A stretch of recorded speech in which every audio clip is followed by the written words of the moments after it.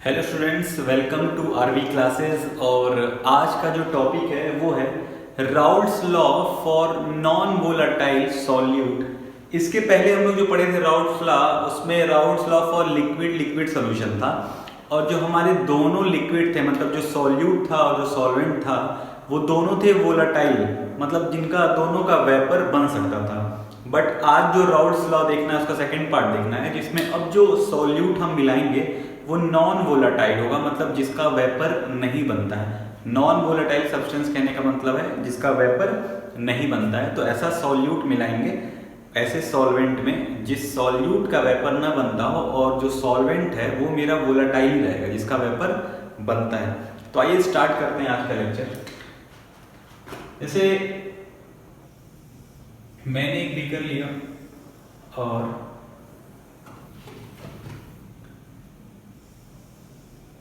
इस बीकर में मिला है एक सॉल्यूशन है,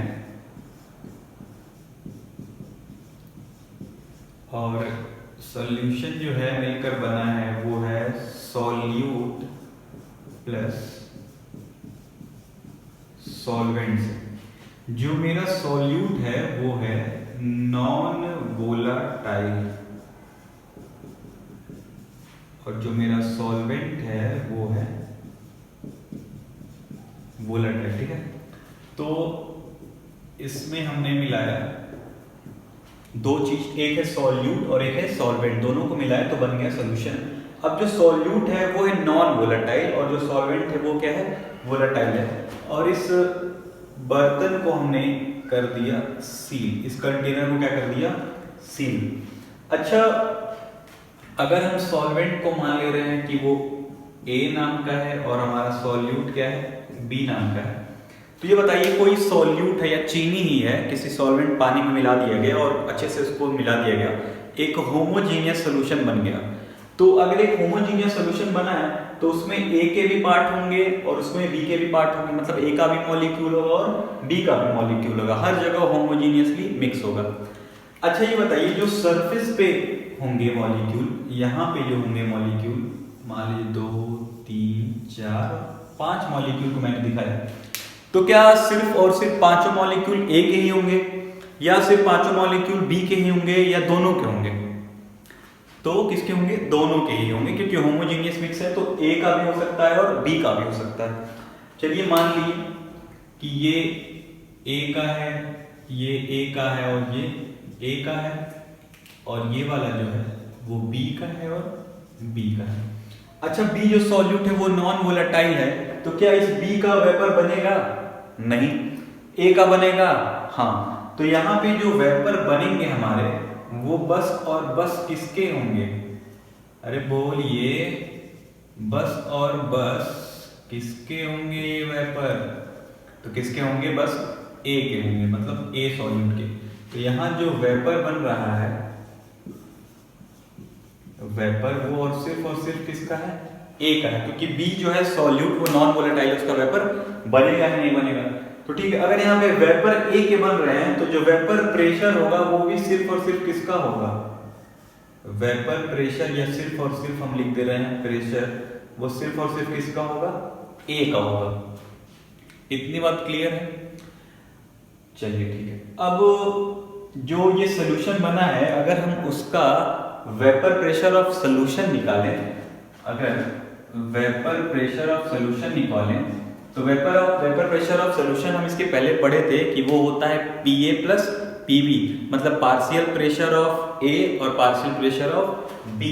तो यहाँ लिख सकते हैं हम लोग कि जो वेपर प्रेशर ऑफ सोल्यूशन होता है वो Pa होता है प्लस क्या होता है, Pb होता है। लेकिन हमको पता है कि यहाँ के B के जो वेपर हैं वो तो बन ही नहीं रहे हैं। जब B के वेपर बनेंगे ही नहीं तो B का वेपर बनेंगे ही नहीं, सॉरी, B के वेपर बनेंगे नहीं तो B प्रेशर लगाएगा ही नहीं, तो ये क्या हो गया हमारा, Pb इक्वल टू क्या आ जाएगा पूरे तरीके से 0। तो यहाँ से हम लिख सकते हैं vapour pressure of solution equal to, इसको लिख लीजिए, pressure of solution equal to सिर्फ और सिर्फ किसकी वजह से है, Pa की वजह से, सिर्फ और सिर्फ किसकी वजह से है, Pa की वजह से, क्योंकि सिर्फ ए के ही क्या हो रहा है, वेपर बन रहा है। चलिए इतना क्लियर हो गया। अच्छा क्या इसको लिख सकते हैं पीएस इक्वल टू, पीए को हम क्या लिख सकते हैं, P naught A into mole fraction of A. ये भी चीज क्लियर है कि partial pressure of A equal to होता था वो प्योर, अपने प्योर फॉर्म में कितना वेपर प्रेशर लगा रहा है इक्वल टू इसमें कितना मिला है उसका मोल फ्रैक्शन। चलिए इतना क्लियर हो गया। मतलब यहां से एक लाइन आई कि पीएस इक्वल टू होता है P naught A into mole fraction of A. अच्छा इसको ऐसे लिख सकते हैं क्या, अगर रीअरेंज करें P S upon P naught A equal to, तो ये आ जाएगा एक्स ए। अच्छा ये एक्स ए है क्या, ये मोल फ्रैक्शन ऑफ ए है। अच्छा mole fraction of A equal to क्या होता है, mole of A divided by total mole, मतलब mole of A plus mole of B. Mole fraction of A equal to होता है इसका mole divided by total mole. तो इस x की जगह हम क्या पुट कर सकते हैं, ये वैल्यू पुट कर सकते हैं, तो ये हो जाएगा PS upon P naught A equal to Na upon Na plus Nb। क्या यहां तक चीजें क्लियर है, कोई डाउट यहां तक नहीं? आगे बढ़ते हैं। अगर इस चीज को हम यहां से रफ करें,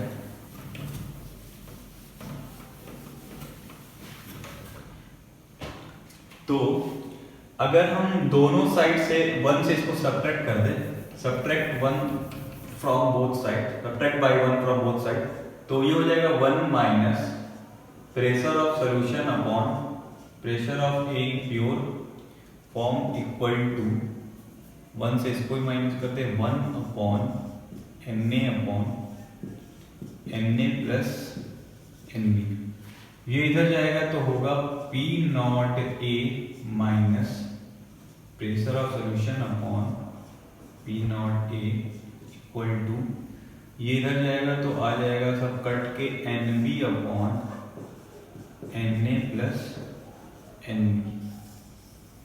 ये होता है हमारा Raoult's law for non volatile solute. जब नॉन वोलेटाइल सॉल्यूट मिलाते हैं तो हमारे पास ये रिलेशन आता है, ठीक है। तो P not A minus PS को हम लोग बोलते हैं लोअरिंग इन वेपर प्रेशर। क्या बोलते हैं, lowering in vapour pressure. P not A minus PS को हम बोल सकते हैं लोअरिंग इन वेपर प्रेशर, और टोटल मतलब P not A minus PS upon P not a को हम बोलते हैं relative lowering in vapour pressure. क्या बोलते हैं, relative lowering in vapour pressure, ठीक है। तो चीजें क्लियर हैं। जब हम एक सोल्यूशन में एक सॉल्यूट है जो वोलेटाइल है और जो सॉल्यूट है वो मेरा नॉन वोलेटाइल है, उसको मिक्स किए तो सिर्फ दोनों के वेपर तो बनेंगे नहीं, सिर्फ वेपर उसका बनेगा जो सब्सटेंस क्या हो, वोलेटाइल हो। तो मेरे पास जो बी था, जो सॉल्यूट था, वो नॉन वोलेटाइल था, उसका वेपर बना नहीं। उसका वेपर बना नहीं तो जो सोल्यूशन में जो प्रेशर बन रहा है सिर्फ और सिर्फ किसकी वजह से बन रहा है, पीए की वजह से बन रहा है। अच्छा पीए इक्वल टू मतलब partial pressure of A equal to क्या होता था, मतलब जो अपने वो प्योर फॉर्म में प्रेशर लगाता था इनटू उसका मोल फ्रैक्शन। तो P naught A into X से। अच्छा x से ये mole fraction of a equal to क्या हो सकता है, जिसका मोल फ्रैक्शन निकालना है, मतलब सॉल्वेंट का निकालना है, मतलब a का निकालना है, तो उसका मोल ऊपर डिवाइडेड बाई टोटल मोल। तो इस वैल्यू को यहाँ पे हमने क्या किया, पुट किया। उसके बाद दोनों साइड को 1 से क्या किया, सब्ट्रैक्ट किया। दोनों साइड को जब 1 से सब्ट्रैक्ट किए तो हमारे पास ये रिलेशन आया, और ये होता है Raoult's law for non volatile solute. P not A minus PS को बोलते हैं relative lowering in vapour pressure, sorry lowering in vapour pressure, और P not A minus PS upon P not a को बोलते हैं relative lowering in vapour pressure. तो यहाँ तक चीजें क्लियर हैं। तो यहाँ पे राउल्ट्स लॉ दोनों खत्म होता है। अब इस पे हम कुछ न्यूमेरिकल्स देखते हैं, राउल्ट्स लॉ पे न्यूमेरिकल सॉल्व करते हैं। तो जो क्वेश्चन है यहाँ पे राउल्ट्स लॉ के ऊपर एक ही क्वेश्चन कराऊंगा, वो है कि vapour pressure of CH Cl3 को बोलते हैं क्लोरोफॉर्म, और CH2 Cl2 को बोलते हैं डाइक्लोरोमीथेन।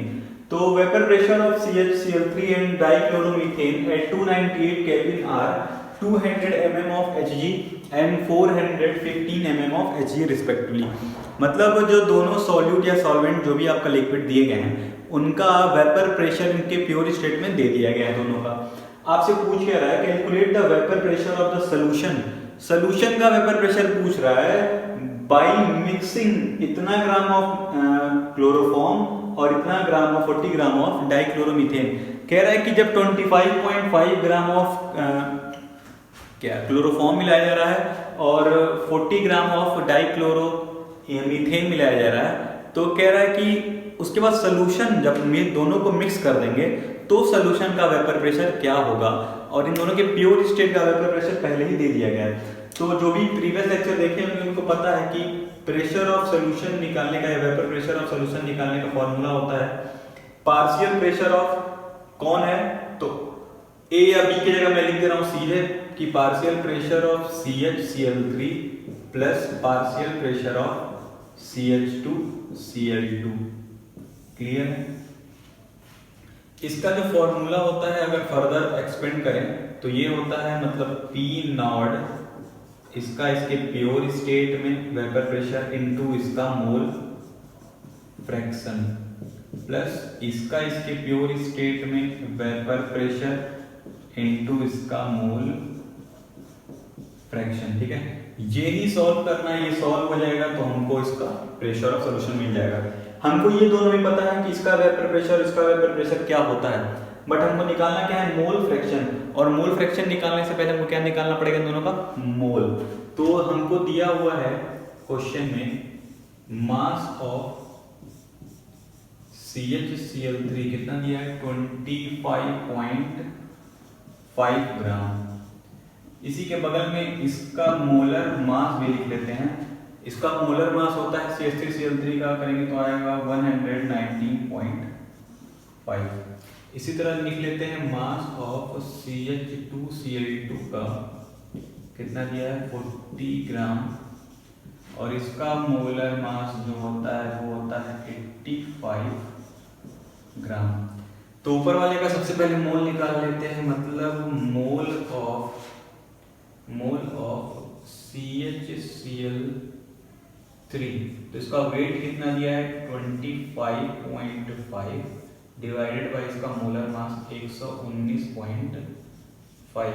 तो इसका जब मोल निकालेंगे तो लगभग आएगा 0.213 मोल। दूसरे का अगर मोल निकालें तो हम लिख सकते हैं मोल ऑफ किसका निकालना है CH2Cl2 का। तो वेट कितना दिया है 40, इसका मॉलिक्यूलर वेट कितना दिया है 85। तो ये निकालेंगे तो लगभग आ जाएगा आपका 0.470 मोल। दोनों का मोल निकल गया, अब मोल फ्रैक्शन निकाल लेते हैं। तो मोल फ्रैक्शन जिसका निकालेंगे मतलब मोल फ्रैक्शन ऑफ, अगर हमको सबसे पहले इसका निकाल रहे हैं CHCl3 का, तो जिसका मोल फ्रैक्शन निकालते हैं उसका मोल ऊपर रखते हैं। तो इसका मोल कितना आया है 0.213 डिवाइडेड बाई 0.213 प्लस 0.470। इसको सॉल्व करेंगे तो ये लगभग आता है 0.312। इसका मोल फ्रैक्शन आ गया। अगर हमको मोल फ्रैक्शन निकालना है दूसरे वाले का मतलब CH2Cl2 का, तो हम सीधे 1 में से क्या कर सकते हैं माइनस कर सकते हैं, मतलब 0.312 से इसको माइनस कर सकते हैं। तो समझ में आ रहा है ना कि इसका मोल फ्रैक्शन निकाल इतना आ गया। दूसरे का मोल फ्रैक्शन निकालने के लिए हम 1 से क्या कर सकते हैं सब्ट्रैक्ट कर सकते हैं। तो इसका जो मोल फ्रैक्शन इसको माइनस करेंगे 1 में से 2 है 8 में से, तो 0.688। ये दोनों आ गया दोनों का मोल फ्रैक्शन। अब दोनों का मोल फ्रैक्शन आ गया तो यहाँ और यहाँ पुट कर दें, ये और ये तो क्वेश्चन में दिया, दोनों का वेपर प्रेशर दिया है तो कर लेंगे। इसका स्क्रीनशॉट लीजिए, तब तक मैं इसको मिटाता हूँ फिर वहाँ से आगे बढ़ते हैं। 1 2 3 और आगे जब गामा बढ़ेगा तो इसके बाद तो उसे आप लोग कर ही लेंगे, कुछ करना नहीं है। प्योर सॉल्वेंट CHCl3 का कितना दिया, CHCl3 का मतलब दिया है 200। मोल फ्रैक्शन CaCl3 कितना आ गया 0.312 प्लस इसका कितना दिया था 415 है 415 इंटू मोल कितना आ गया मोल फ्रैक्शन 0.688। इसको सॉल्व करेंगे तो ये आता है 347.9 mmHg। ठीक है,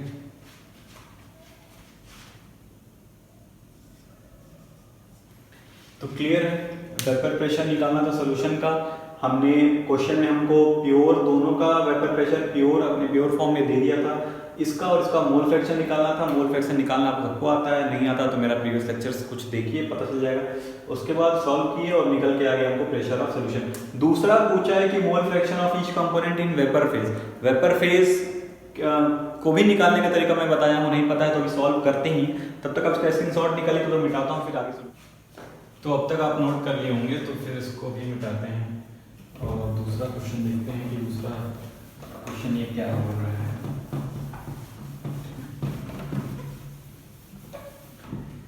तो जो दूसरा क्वेश्चन है वो कह रहा है कि मोल fraction of each component in vapour phase. Vapour phase जब भी निकालते हैं, मतलब किसी का भी मोल फ्रैक्शन नोट कर लीजिए, आज भी अगर किसी का भी mole fraction in vapour phase निकालना होगा तो हम निकालते हैं उसका वेपर प्रेशर इन सोल्यूशन। मान लीजिए किसी का भी निकालना हो तो vapour pressure in solution divided by total vapour pressure. ठीक है, जिसका भी mole fraction in vapour phase निकालेंगे उसका सोल्यूशन में कितना vapour pressure, partial vapour pressure लग रहा था डिवाइडेड बाय टोटल। जैसे मान लीजिए हमको निकालना है मोल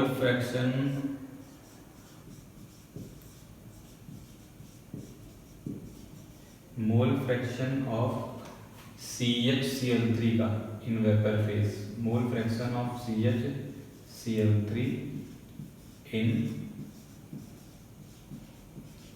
वेपर फेज। तो इसको हम लिख सकते हैं, मान लेते हैं y मोल फ्रैक्शन, एक को x मान लिया, इस बार y मान लेना है, y CHCl3 इक्वल टू, अब CHCl3 का पार्शियल वेपर प्रेशर कितना आया था तो वो लिख सकते हैं partial vapour pressure of CHCl3 divided by total vapour pressure.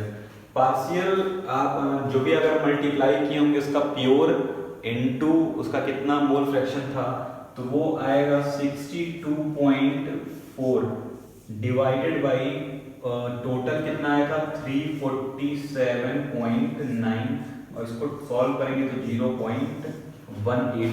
एक चीज और, इसके पहले जो वेपर प्रेशर ऑफ सोल्यूशन आया था वो mm ऑफ Hg ने, वो सिर्फ mm होगा, उसको करेक्ट कर लीजिएगा। ठीक है, तो ये y mole fraction of CHCl3 vapour phase आ गया 0.18। अब हम निकाल सकते हैं मोल फ्रैक्शन ऑफ CHCl2, यही था ना, सॉरी CH2Cl2। तो उसके लिए सीधे क्या कर सकते हैं 1 माइनस 0.18, तो ये आ जाएगा 0.82। ठीक है, तो कोई भी जब वेपर फेज में उसका मोल फ्रैक्शन निकालेंगे तो सोल्यूशन में उसका पार्शियल वेपर प्रेशर कितना था divide by total vapour pressure. तो PCHCl3 कितना था तो निकालने के लिए उसका प्योर स्टेट में जितना इनटू उसका मोल फ्रैक्शन तो आया था 62.4 आएगा, वहां पे हम डायरेक्ट कर दिए थे, डिवाइड बाय 34.9 इसका मोल फ्रैक्शन आ गया, फिर 1 से माइनस कर देंगे तो दूसरे का आ जाएगा।